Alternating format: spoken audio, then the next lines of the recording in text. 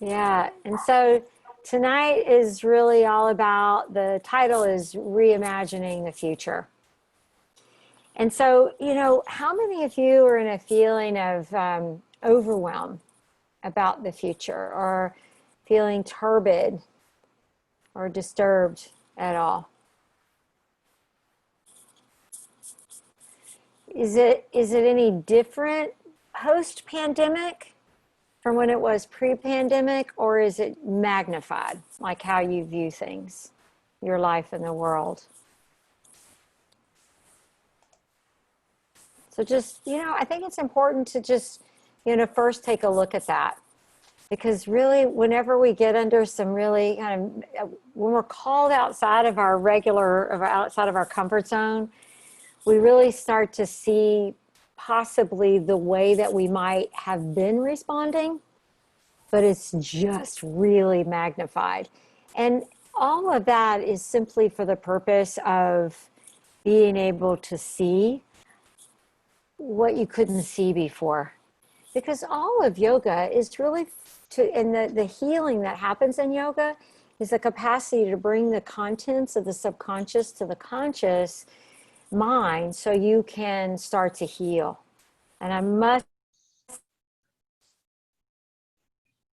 say, guys, big hug to you both. Maria Deeger and Justin. Yes, honey, I'm talking to you. It's great to see you guys. Hi. I got away from you, Justin. And Jody, hey. Thank you, Justin.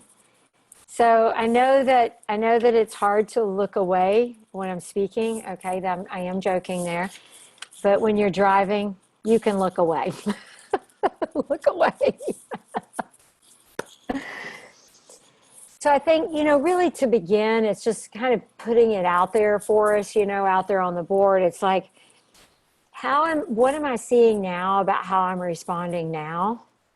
And am I seeing kind of a magnified version of something that I was really able to keep tempered or keep under control because I felt like I had control? Because I felt like I had control of my future. Maybe none of you on here or none of you live, but if it's possible, just to say, okay, now that there is more of a feeling that I'm absolutely not in control, right? Am I feeling more overwhelmed, or is it magnified? Or the other thing being is that if you tend to be someone that no one here, all the people out there, but if you tend to be someone that withdraws or pulls away from things, and it's sort of like, if I can't see it, it's not happening, that kind of thing, then that feeling of having control taken away may be like, woo, this is awesome. This feels great. And it can also feel very enlightened, as well. Because ultimately, the idea really is that control is only a factor in the realm of the fight or flight mind, or what we refer to as our lower brain, or our crocodile brain. It's really our limbic system, that more ancient aspect that deals with life from the perspective of struggle and fight, or run, or put our head in the sand. And so the idea of control, that's where that exists. So as I'm talking tonight, I'll refer to kind of that area where that exists. That's the area of judgment, separation. It's the area of duality. It's something that is very real in our experience, but very temporary in the truth of things.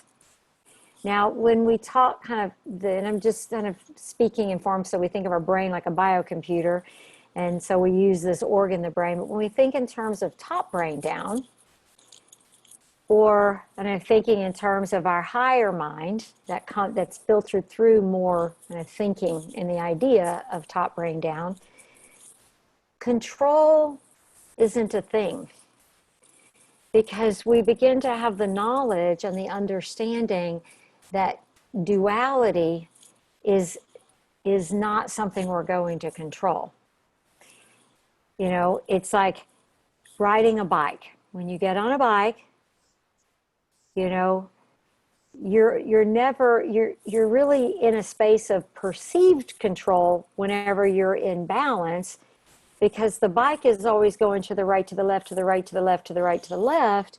And what's happened is you've mastered the ability to bring the dots real close when it's going right, left, right, left, right, left. So there is a perception, I have control of this balance thing. I have control of this.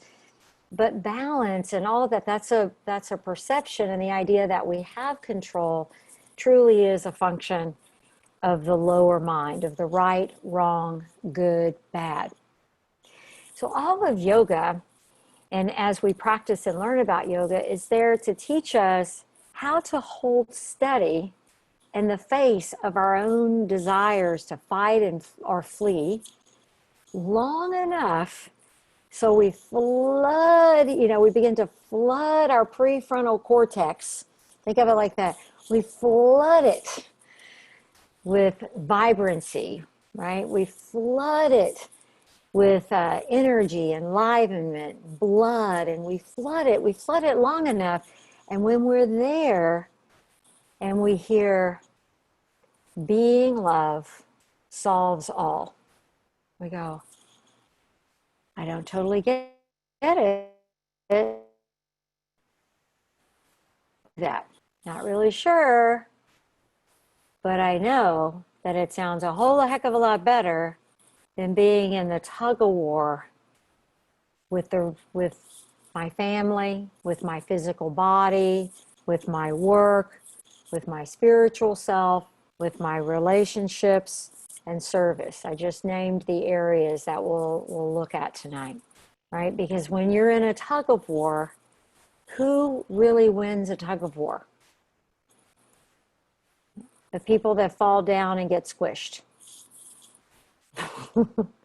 Right? There really isn't any winning in a tug of war, right? And from that perspective, that lower brain. So what we're talking about here is we don't want to go to war with that very real aspect of that which keeps us out of walking into imminent danger. That which reminds us, hey, hello, cars crossing the street here, pause for a moment and take a look-see to see if it's time to go. That's not what we're addressing tonight. We want to really look more from the perspective at that aspect of mind, that aspect of mind that has a clear connection with the heart, and there is a coherency between the two, and has a sense or an understanding that, winning isn't always winning, and that there are more options to just run and fight or stick our head in the sand, that there is another way, and that there is another way of being. And, it takes some discipline to do that, because we want to train our body and our nervous system. And so there's a little work to be done, but it's possible. And right where every one of you are right now, you wouldn't be on here if it weren't possible to be right where you are, where you are in your space and in your life right now. Everyone has the same opportunities to reimagine your future. And we can choose that lower brain perspective of, I see my world from the outside in, or that higher brain perspective of, I see my world from the inside out, from that space of heart.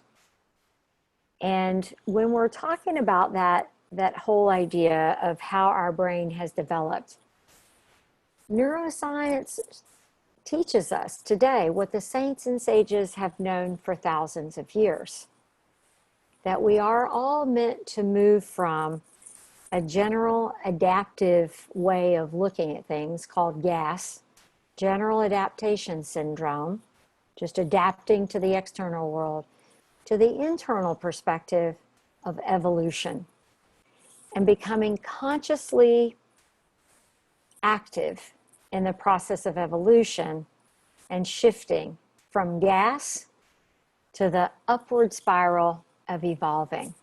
And it's never too late for any of us, ever. Because in this realm, we truly are an ageless body and a timeless mind, as the title of a book so long ago was written. And we have all the equipment physically that we need. We simply must have the time to be able to access it. And we have to be able to really flood our awareness to the prefrontal cortex area, then coming into a space of the heart where there is we call it the heart-brain coherency. And then understand that love isn't something we do. Love is something we are. See, the lower brain will have you believe that some people deserve love and some people don't. But it's from this other perspective, it's not possible to divvy it up because it's everywhere. It's available to us all in any given moment. Now, when we consider, and all of you, when we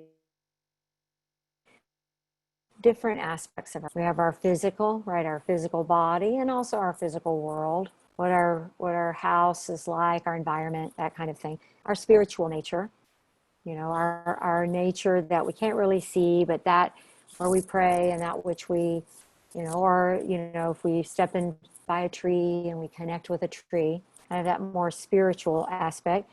Our relationships, the relationships we have with one another, romantic relationships, and all of our various relationships.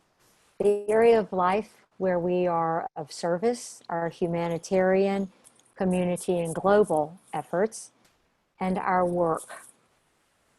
And I'm not talking about, necessarily your job where you go get a paycheck.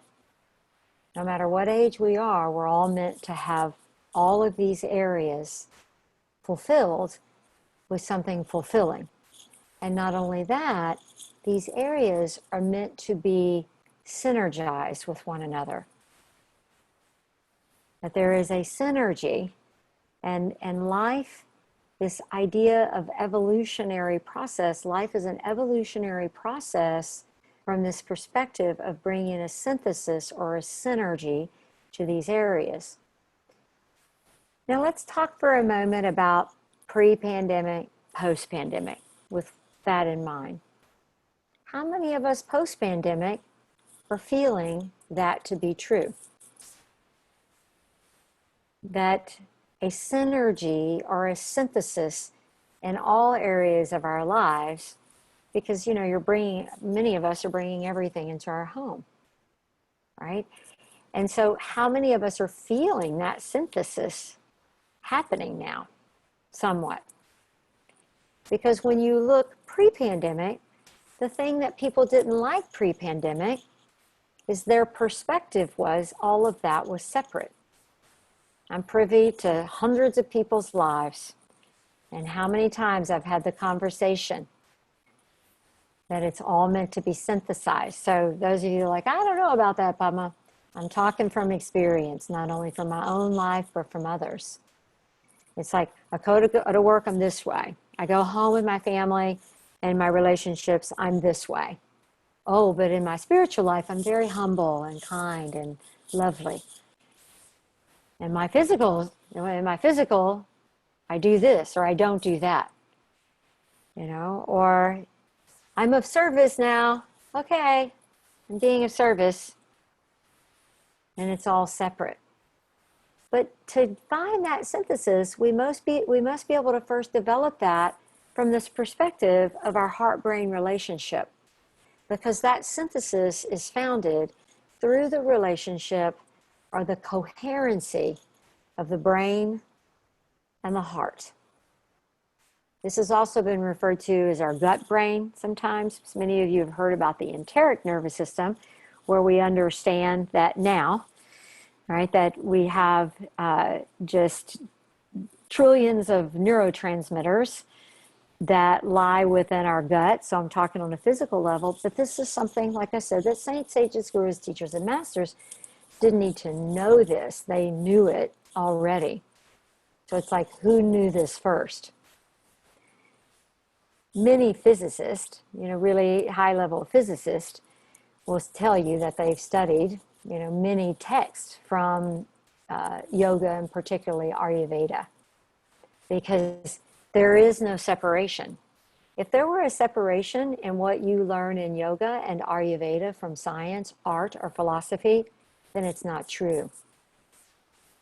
And whatever you were told or however that was learned, it's not true. Truth is universal across the board. But that's a very evolutionary perspective, isn't it? Because our lower brain will say, oh no, no, their opinion is false, it's a lie, it's not true. Right? That's very much about he said, she said. So pre-pandemic, post-pandemic, looking at your life in these areas and your perspective and noticing how you have had an opportunity to create a bit more of a synthesis. And I've even talked to some people that are afraid for things to go back to quote unquote normal. Because I don't want that for them, because they will.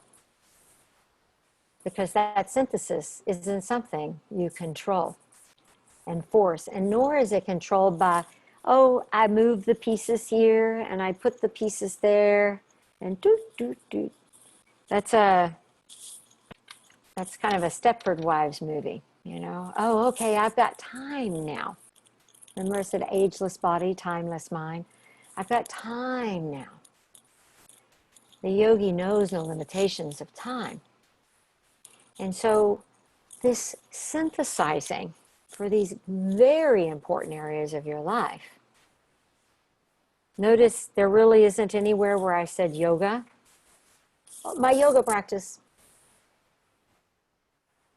Anybody have any thoughts on why that's not out there as a category? I see Sandra's mouth moving, but I do not want you to move. You look so comfortable. What were you going to say, Sandra? I was going to say everything is yoga. Yes, I think Deva Rupa, I think I heard her beautiful Said the same voice. thing. Yes. Yoga is the great synthesizer. Yoga and Ayurveda are the law of the farm. It is the synthesizer. And so to shift and to make this shift from external referencing to, oh, it's so great. At first, maybe we didn't like it, but oh, it's so great because the way things have changed, now my life seems more da-da-da-da-da. I have more time for da-da-da-da-da. And you can bet once this is over, I'm going to make sure I have it like that so I have da-da-da-da-da. It may look that way temporarily, but the bottom line is that you've had an opportunity to see what that can feel like. But your work right now is to understand that to sustain anything, it must come from a perspective inside out. It must come from the capacity to reimagine what the future can be. So let's look at the word future. Right? What does future mean anyway? When is the future? When does the future happen? Anybody want to? You can pop on your space bar, and at any time, you can. What is future? When does it happen? Never happens. Why does it never happen? I mean, in the future, tomorrow? And tomorrow, and tomorrow, and tomorrow. Yeah. But tomorrow. And then today's tomorrow, so tomorrow never came, so I can say tomorrow again. So when is the future really? Let me hear your beautiful voice, Cody. Come on. Can you press your space bar? Let me hear you. It's now. Everything is now. Yes. Yes. There is The nothing. future's, yes, absolutely. Thank you, Cody. The future's now. And if you've been fortunate enough to have some circumstances that's put you in a position to experience this synthesis on a somewhat greater level, now is the time for you to learn how to sustain it. Now is the time for you to dig into your practice to sustain this. Because no matter what, to some degree, if you've experienced a heightened level of synthesis in all of these areas, no matter what, to some degree, it's still going to change and you're going to lose it. You're going to lose some of it. But now's the time to dig into your practice even more. And congratulations to all of you for being here, because this is taking action on that. You know, I know it's not as much fun to be live stream on classes because the dog starts barking and wife walks in and the dryer goes off and the shipped lady's banging on the door. I mean, I know, there's all these things that are happening. I mean, in theory, it sounds like a blast, right? But you're on a Zoom class and, you get fired at the front door from your life. Trying to be cool about telling them to, to notice what's happening in your life, right? So to some degree, right, a lot, it's, it's been great that we've been able to bring it all in, and it's given us the space and time, because alone, all of us are probably saving 2 to 3 hours just on commuting everywhere. And for most people, that's a day, maybe even more a day, just on commutes. So that's great.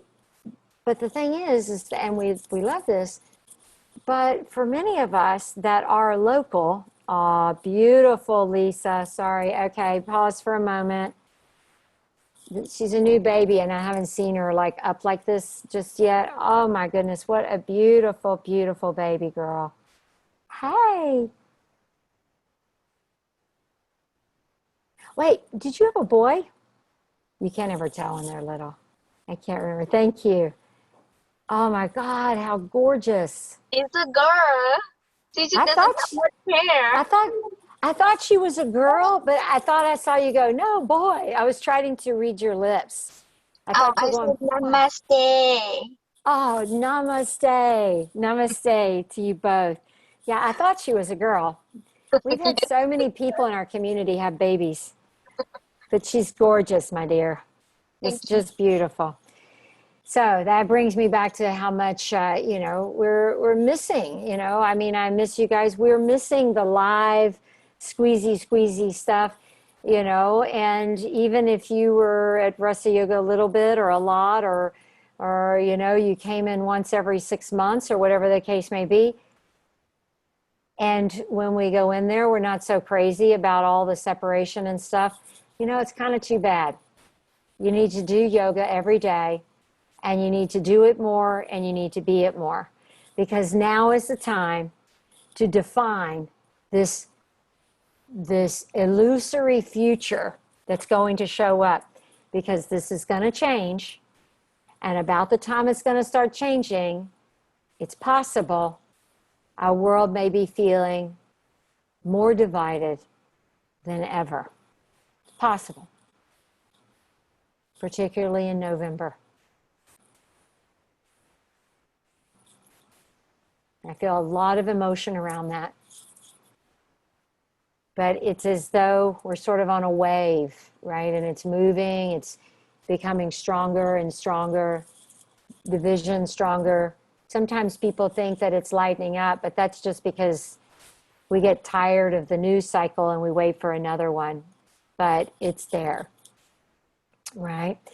And so as all of this is happening in our world, I'm not saying we want to bury our head in the sand nor fight.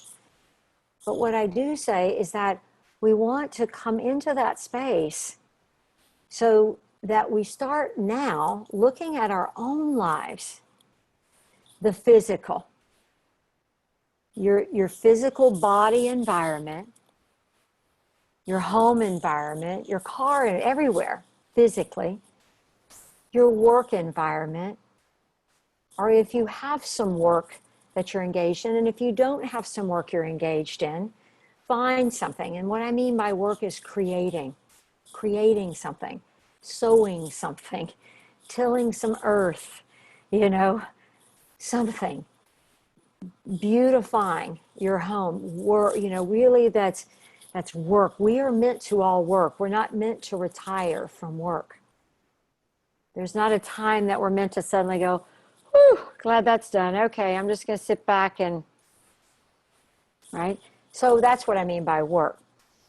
Our Seva humanitarian community global efforts, that's all in one chunk there. That area, relationships, closest familial relationships. I'm not saying you need to go make friends if you've got an abusive family member. This is not what this talk is about. But looking at, and there may be some boundaries that need to be set. There may need to be some division that's happened in family that needs to be repaired. That's something that you'll know. And then our spiritual aspect of being. So it's not looking great.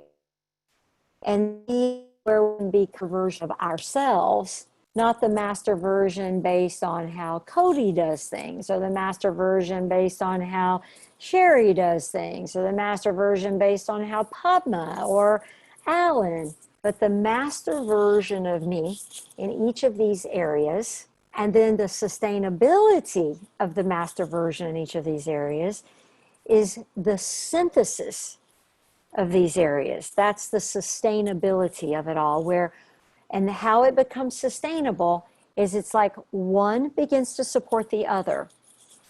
Like on a farm, you think I was raised on a farm, but I wasn't. But like on a farm, I lived in Louisiana, so I would always drive through these corn fields. I lived like right on the bayou. I had a business right on the bayou and all these, and it's really cool. And so I use crops and I think of corn an awful lot whenever I think about the law of the farm. And so, you know, when you're looking at a big corn stalk there, all by itself, it's either got to multiply and synthesize itself with the rest, or it's going to die. Right? And it's like the more stalks of corn, the bigger the field becomes, the bigger it becomes. The more abundant and fruitful it becomes, the more abundant and fruitful it becomes because of the cycle of nature. And then the reason it begins to grow that way is because it actually starts to affect the soil. It affects the mineral content in the soil. Then the soil, the environment, in essence, begins to affect the rest of the crops. And so it becomes a highly abundant, fruitful farm. That's how we're meant to be. But each of these areas in our lives are like a stalk, right? And for that to be sustainable, we've got to find a space of synthesis for ourselves individually within our own lives where each area is synthesized with the other. It's not about mastering fully each section and, because there are many people that they've got relationships mastered, but their physical self is going to heck, right? They're out there taking care of everybody else. And so their physical self isn't handled, right? And you can kind of look at that in a lot of ways, all about work, but their spiritual self is starving. So we want to start to step back, and in each area, from the perspective of yoga and Ayurveda, less is more in each area. From the perspective of mastery, less is more in each area, and then the synthesis of each area is where you'll start to experience more in each area. See, that's an evolutionary mindset. Now that is a reimagining. Because as opposed to our lower brain functionality, the world of right, wrong, good, bad, is I've got to get mine, put mine over here so that I have enough. But if any of us have learned anything through all of this, there really isn't such a thing as mine. I mean, there's still people that believe that, but I don't think any of you do. My toilet paper, my can of beans, my grocery store, my restaurant, my this, my that, my blah, blah, blah, blah, blah. No such thing, really. So some of you were ones that stocked your pantry up a mile high in the early days. How much energy did you really put toward that based on the benefit received? Right? From an evolutionary perspective, we begin to look at, how do I spend my energy? And is the way I'm spending my energy, does it correlate with the results that I'm seeking? In other words, reimagining the future, synthesizing these spaces, this area of your life, requires that you start to take a look at why you're doing something. And understanding no one else puts the meaning to it. No one else in your life makes something meaningful except you. If it's my crop out there and I don't care about that crop and I don't give meaning to that crop, even if I just started and it's a little teeny deal that I went and put in my backyard and it sort of looks sad because it's so hot, if I don't give that meaning and purpose, then it's not going to grow. I can't wait for my neighbors to say, oh, what a great crop. Oh, what a great little plant you did. That's lovely. They might do that, but they're still not going to give it meaning and tend to it and take care of it. It's up to us as individuals to understand that it is our responsibility to give meaning to these areas in our life and to have clarity on why. And when you ask yourself, why am I doing this? Then your next question is that a sustainable reason? It's like some people say, I want a lot of money. Okay, why? Because I want to be secure. That's not a good enough reason, because there is no security in having a lot of money. So let's find if you insist on having this as a deal, then let's put some meaning to it. Let's make it real. Let's make it matter. How do we do that? Well, then we synthesize that into these areas of our lives. Why? Because it may support me in having the healthiest physical, strongest, ageless physical self. Right? Why? Because it may support me in my work. Why? Because it gives me space to express myself more spiritually. Why? Because I can give to other people. Why? Because I can give to my community, to humanitarian efforts as well. Do you see what I'm saying? It's like, and if you can't find a sustainable, the word sustainable goes with evolutionary. You can't say, I'm an evolutionary, if everything's non-sustainable. You have to really look at it and say, is this sustainable or is this not sustainable? And that is not a matter of opinion. You can look at something and you can see that we, in our prime directives and beliefs, we say let's see, what's the law? Law of nature. Anything that goes against itself. How does it go? I don't even remember. Who's got it memorized? Go, Becky. Anything that goes against the laws of nature consumes itself.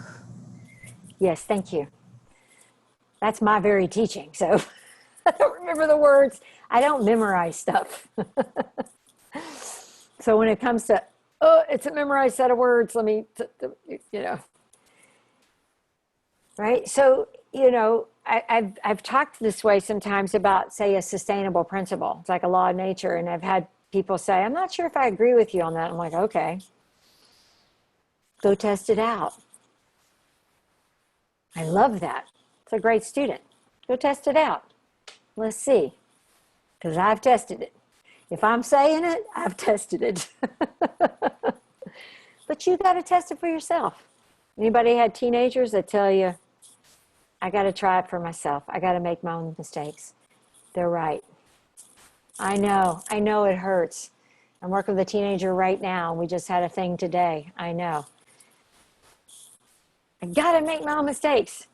This is what it means to grow up. I need my autonomy. Okay? You pick up a 10-pound weight first.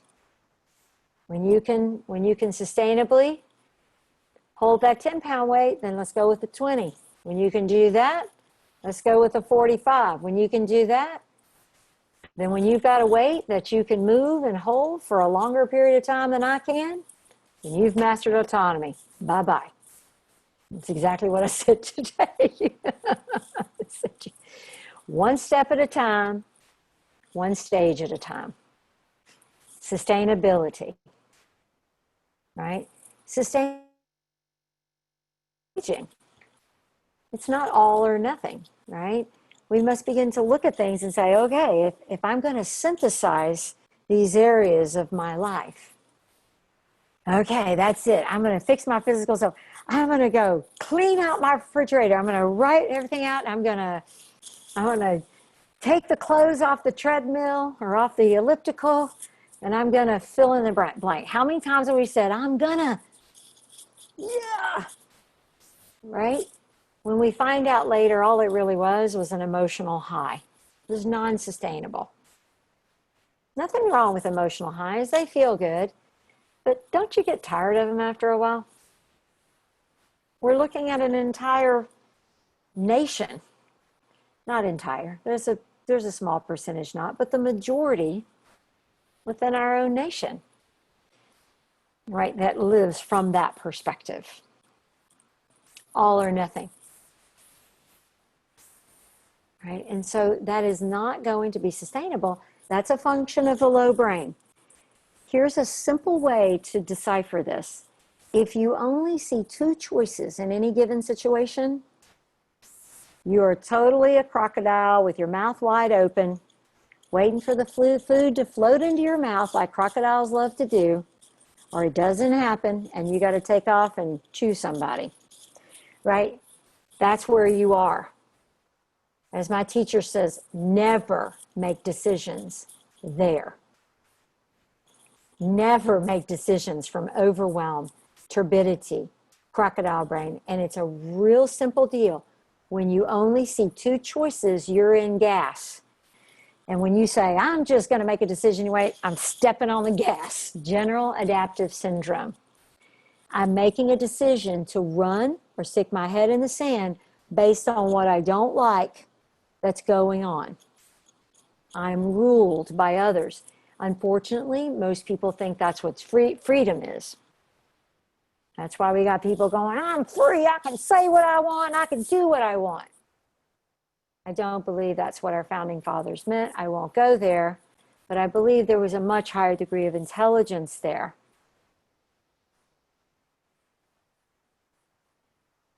Right? I can say what I want and I can do what I want. But when that's from the crocodile brain perspective, what's really happening there? Saying what I want and doing what I want will infringe on someone else's freedom. There's always going to be a stepping on and a stepping across. There'll be a fight for freedom. Right? That is a totally mutually exclusive deal. Fighting, fight for freedom. Right? And so I'm not saying that our great soldiers that have gone to war, that's a different conversation, my friends. Don't let your low brain go there. Because that has to do with our collective karma. And just like each and every one of us, must learn something very important to this process, and it's acceptance of where we are. And as a human society, we're still in a place where we see this as the only way, as a collective. But remember, tonight what I'm talking about is what? You. You. I'm not looking at you as you're just part of the collective majority out there. I'm looking at warriors.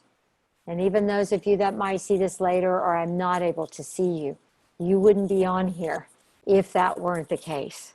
I'm looking at warriors that are saying, you know what, this crocodile stuff is exhausting and it's not sustainable. And my heart beats fast and I can't think, and it's taking a toll on my body. It's going against me and it's consuming me. Remember, anything that goes against the laws of nature consumes itself.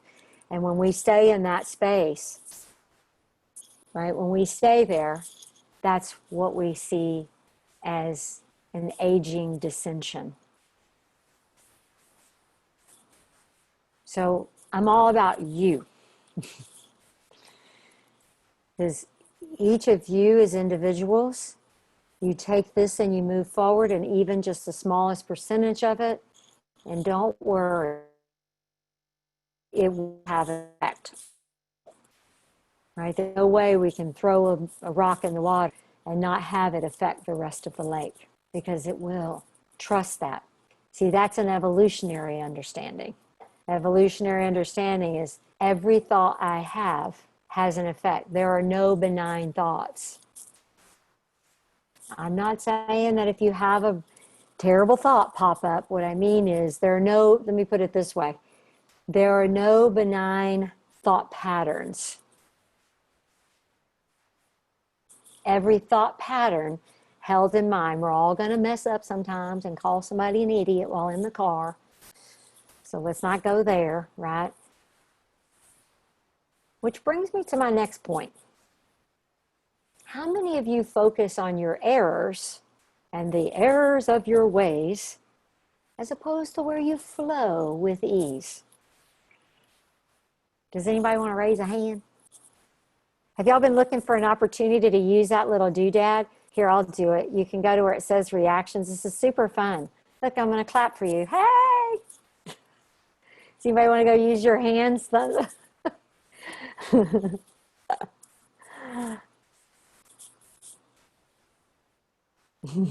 That's cute. I like that. Stop it. I know. The wise guru says, stop. Okay. Yes and no. Okay. What I really mean is I'm backing up a skosh to when I was talking about acceptance. See, the top brain down knows acceptance is being love. Remember, love isn't a thing. It's not something I do. I don't possess you. We think when we marry somebody and once we got them, that's not love. You marry someone so you can learn how to become love. You think you're loving them, but you're just maybe nobody on this deal. But really, it's we're learning to become love together. Like I see some of these beautiful couples on here that I know actively work on that. We're so fortunate to have each other. Right? And so it's about being love or becoming love and acceptance. So this idea of focusing on my error, the errors of my ways, see, that's not a function of being love. It's not a function of being yoga. Yoga and love are synonymous. Yoga is a union, a coming together with, a big S self-knowing, and that's love. I want you guys to really hear me on this thing around focusing on the errors of your ways. How many times today, how much, when you look at a ratio of how you spent your day, how much of your day was spent on the error of your ways. That's not going to help to focus on this synthesis of the different areas of your life. It's important for you, and it's very simple, and you can write this down. I'm willing to release the need to focus on my errors. I'm willing to release the need of focusing on my errors.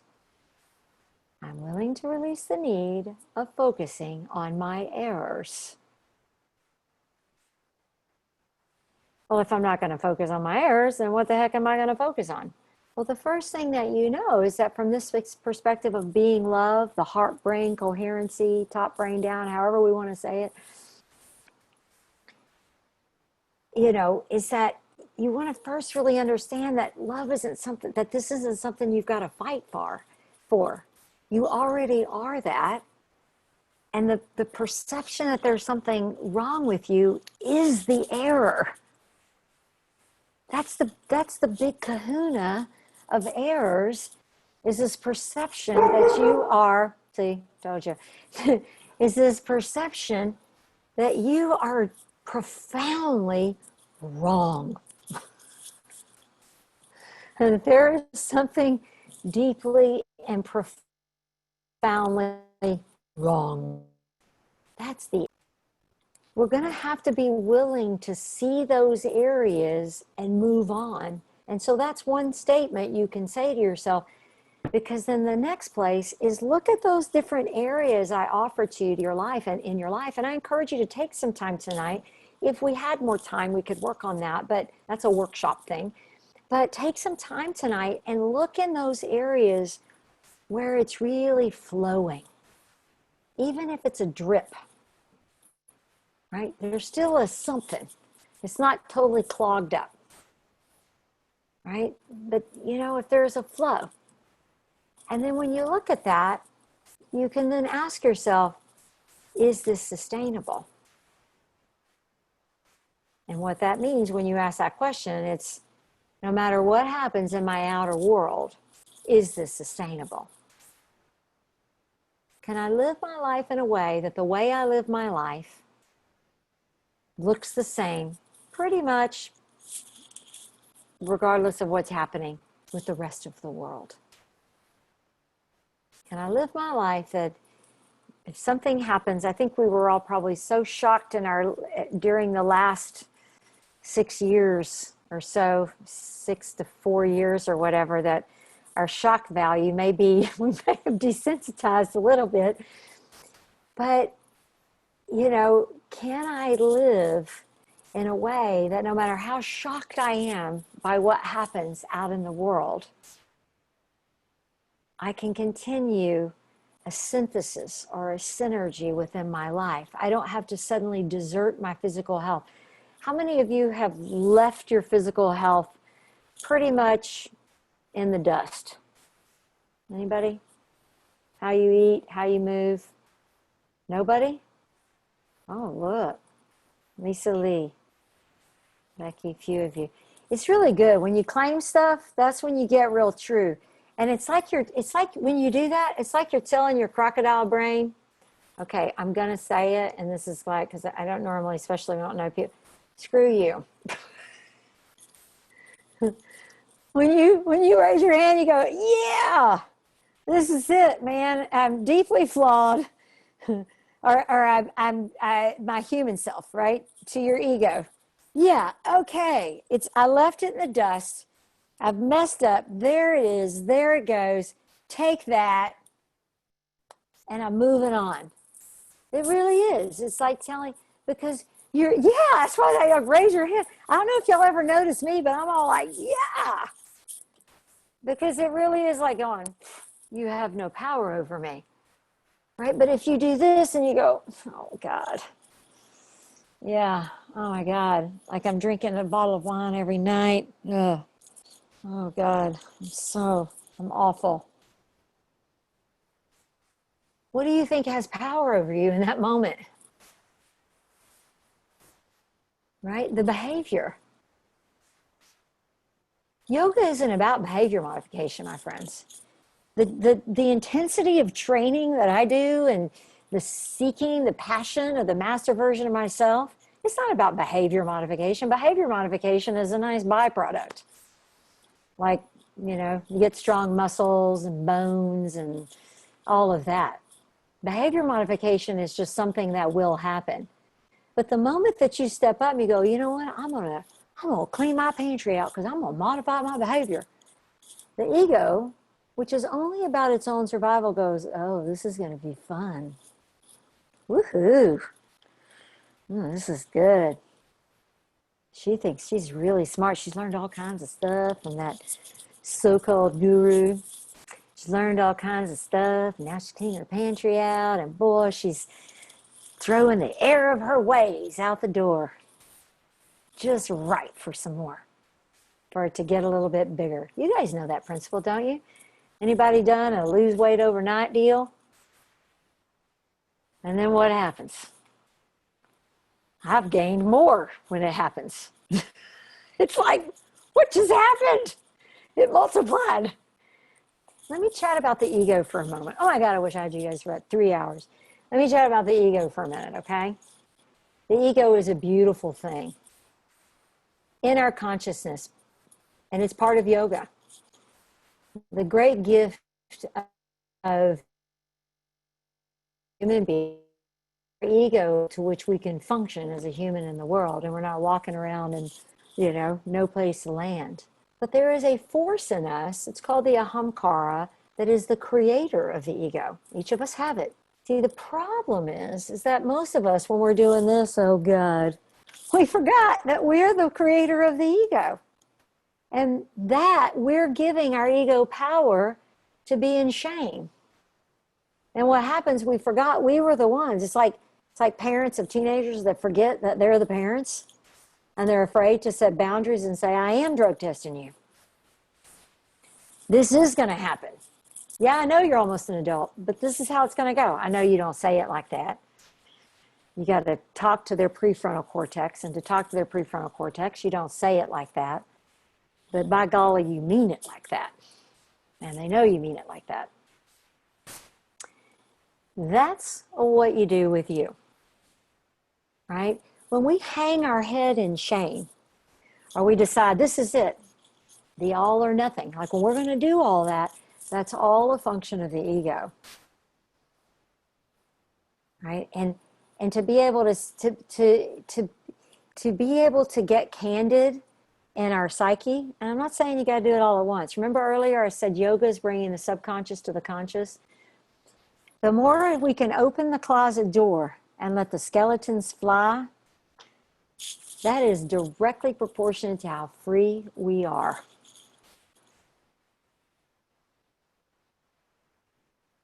And baby, it's some good freedom. Right? And it's like just really understanding that opening the closet, skeletons fly, it's all there. Right? Because in the face of being love, it's not good, it's not bad, it's absolutely no reason to divide against yourself and to hang your head in shame, sort of skulk away, or to quit things that you know are good for you because you couldn't do it all or nothing. But I want you to reimagine what success is and understand that the future is now. And it's looking at each of those areas in your life, not trying to fill the whole space with perfection, but to seeking to synthesize one with the other, to live from a synergistic space. And that's becoming the master version of yourself. And that's a process. It's not a destination. It's why we're here. We're here to even transcend what we've seen technology do, because we have the same capacities even more. We don't manifest something that we don't have the capacity to understand and to do within ourselves. And so that the reimagining, we've got to, it's simply a matter of reorientation. See, for this purpose, reimagine is synonymous with your reorientation of becoming, number one, aware of when I am seeing things from my crocodile brain. I learned a couple years ago in Florida, I went to one of those crocodile exhibits, and Bubba, the crocodile, that wasn't the guy's name, it was the alligator crocodile's name. He said, crocodiles are interesting. They just lay there with their mouth open and wait for food to come in. And when enough food doesn't come in, they walk around. They don't really go on the attack. But if somebody messes with them, or something comes into its sight, like a creature comes into its sight, then boom, they're food. That's how the crocodile brain works. It likes to lay around with mouth open, thinking, oh, it's going to all be okay. And if it's not, I'll go chomp on someone. I'll go, then I'll take care of it, right? Neither one of those are necessary. Stop strengthening your ability to lay around and wait for the food to come around. What do I mean by that? Most people call that calm. I was getting loving. I was setting boundaries, fighting. Hi there, beautiful Nora. How are you, gorgeous? Namaste. All these babies learn namaste. Oh. You can pause while I cry.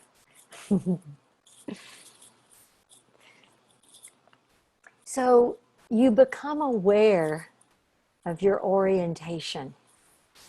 Where am I orienting from? Secondarily, accept it. I'm being a crocodile right now. I need to flush my prefrontal cortex with some blood, man. That's what it feels like to me. Right? I gotta, and how do I do that? Well, first of all, I've got to accept the fact that in my humanity, I'm talking steps here. One, I got to be aware.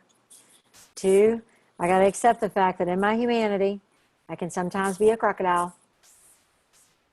And I can even use my yoga speak for, oh, that's me being calm. No, that's your teeth are wide. I see them. I see them. Or fighting. I'm setting a boundary. No, you were chomping. Right? Accept it. We're all going to do it. All of us. I did it today with my granddaughter. And what do you do there when you see yourself doing it? You don't look at yourself and go, God, what a horrible person I am. You look at yourself and you say, I'm wounded. I'm wounded. And I'm afraid of being wounded again. So I'm going to kick somebody in the butt. Or I'm going to hide because I'm wounded. Hi, Tristan. I'm wounded. That's acceptance. The moment you're able to see, this is wounded, you're beginning to get a glimmer of what being love, of what being yoga, of what bringing heart-brain coherency is about. You'll get a glimmer. I'm talking like it's super easy. It's simple, but it's not always easy.